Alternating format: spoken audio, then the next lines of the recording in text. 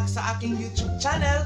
So please don't forget to click the subscribe button at ikatabi niyang notification bell para ma-update ka whenever I upload a video.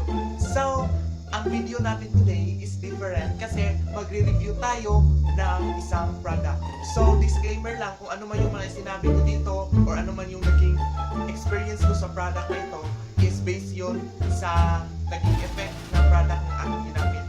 So, itong product na ito is parang nag-caught siya ng attention sa akin. Pumunta ako sa Watsons and napabili ako sa kanya, and also naging trending din ito sa Thailand na instant whitening na soap daw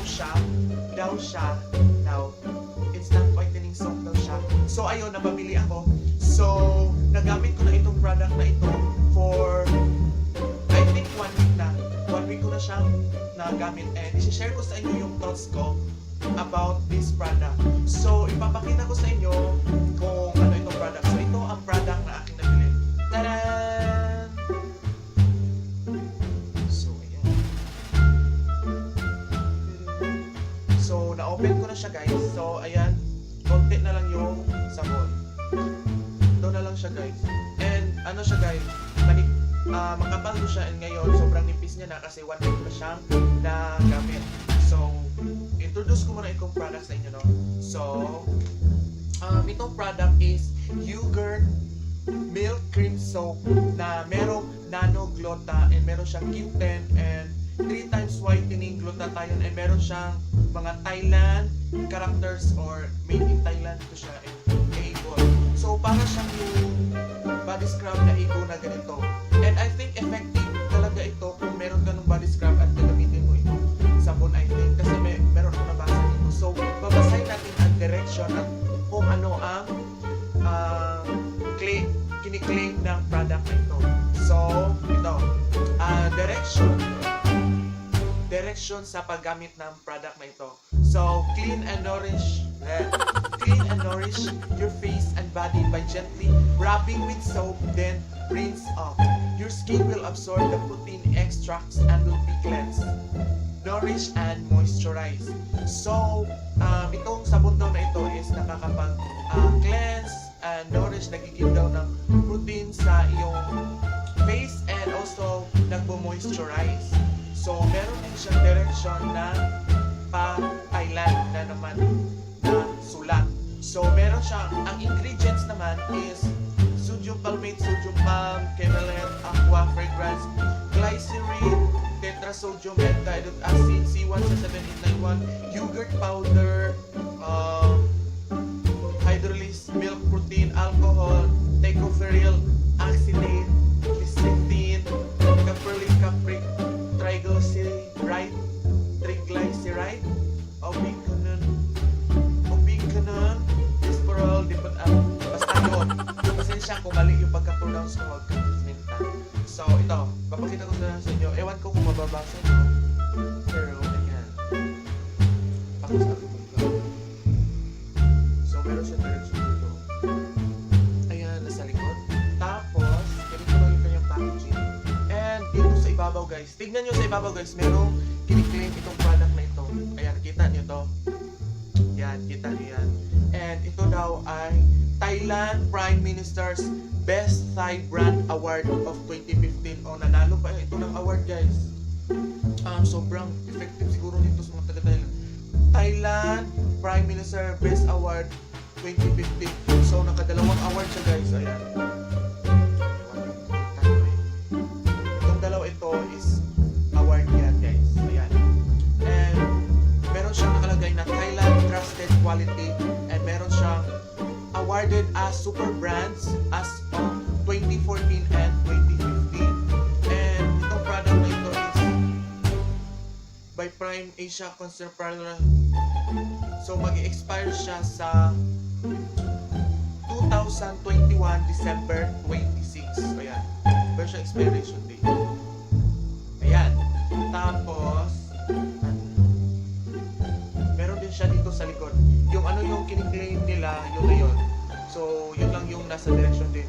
So, wonder product for a white, radiant, and firming skin enriched with milk protein, yogurt, and CoQ10 perfectly cleanse skin surface and pores, leaving a sensation of firm, smooth, and flexible skin. It restores elasticity and lifting the skin tone and will become lightened with a smooth and luminous look. So, tignan natin and itatry ko siya sa inyo. Magwawash ako ng aking face and kita nyo naman sobrang oily and sinadya ko talaga na hindi maghilamos yung araw nito para matignan natin kung gaano talaga siya ka-effective. Kasi nung ginamit ko for mga few days is parang hindi naman siya nag-effect sa akin kasi parang after mo lang siya i-apply kasi madalas ako nabibilag sa araw kasi alam nyo na yung school. So, di ba? Ayan. So, meron siyang 90 grams ang kanyang bigat ng sabon and maliit na ito ngayon. So, yun lang guys. And itatry na natin siya and dadalhin ko kayo sa CR kasi doon tayo maghilamos and tignan natin yung after itong gamitin ko. Ito yung mukha ko. So, ito yung mukha ko. So, ayan. Screenshot nyo yan. So, tignan natin. Sobrang oily, sobrang haggard. And after kung maghilamos, tignan natin kung may effect pa itong sabon na ito. So, let's go! So, hello guys, nandito na tayo sa aming CR. So, ngayon, maghihilamos na ako gamit itong sabon. So, ano guys, nilagay ko lang dito sa ibabaw. So, hindi na makikita parang ganito. Yuyupo lang ako guys. So, yan, gagamitin ko ng sabon. So, ito pala yung sabon. Color pink. Iwan ko bakit color purple sa camera. Basta color pink ko yung purple. So, yan, color pink. So, maghihilamos na ako. And, I'll be back. So, babasahin ko yung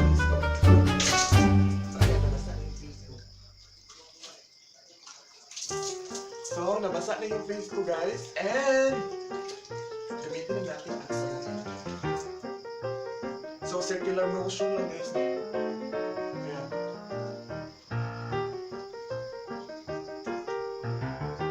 So,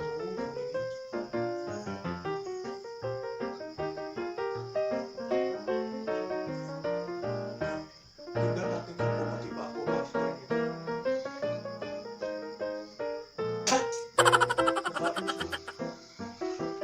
So guys, bawal pala itong makain nyo, bawal malagay sa bibig sa iba. Ingat lang.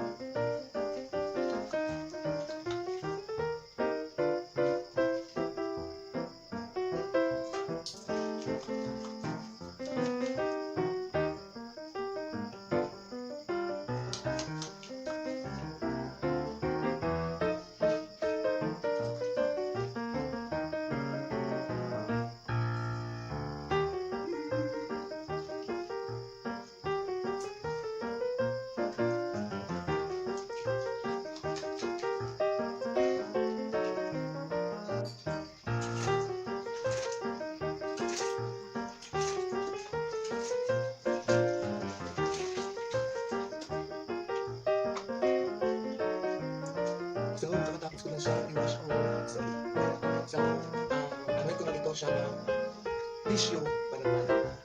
Pupunasan ko siya and I'll be back for the final review. So, after kong i-apply sa aking mukha or gamitin itong sabon is tapos sobrang dry niya sa akin and smooth naman siya. Though dry siya pero para siyang smooth talaga Kita nyo naman ang difference before and after kung gamitin itong sabon.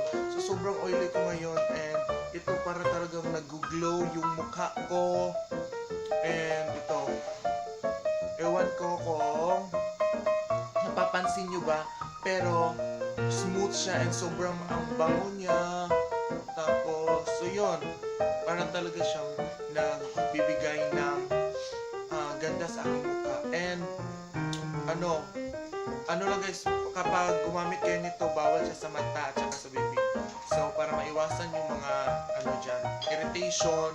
So, yun lang yung final thoughts ko. So, kung i-rate ko itong product na ito is nasa mga 8. Kasi dry siya.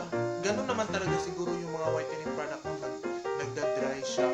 Pero, after kasi parang hindi naman siya makati pero madali lang maubos yung sabon guys kaya tapos sobrang mahal pa tapos effective naman siya na hindi talaga instant white pero after talaga maghilamos is makaka-whiten siya ng face. And siguro mas effective to kung gagamitan nyo ng body scrub yung anong tawag dito, yung body scrub na yung milk din. So yun lang yung ating video for today guys, and sana informative talaga yung pagbigay ko sa inyo. Though it is my first time na mag-review ng mga products, so sana pasensyahan nyo na kung meron na akong mga magkukulang or meron akong mga flaws na hindi naman ganun. So I will try my best sa future videos ko. So yun lang ang ating video ngayong araw na ito. So thank you so much for watching. Sana nag-enjoy kayo and sana meron kayong natutunan. So please don't forget to click the subscribe button at yung katabi niyang notification bell para ma-update ka whenever I upload a video. And also, huwag mo na rin kalimutang i-follow ako sa aking mga social media accounts na nasa description box. So, this is Brix Tiguman. Hope to see you on the next video. Saying, Annyeong!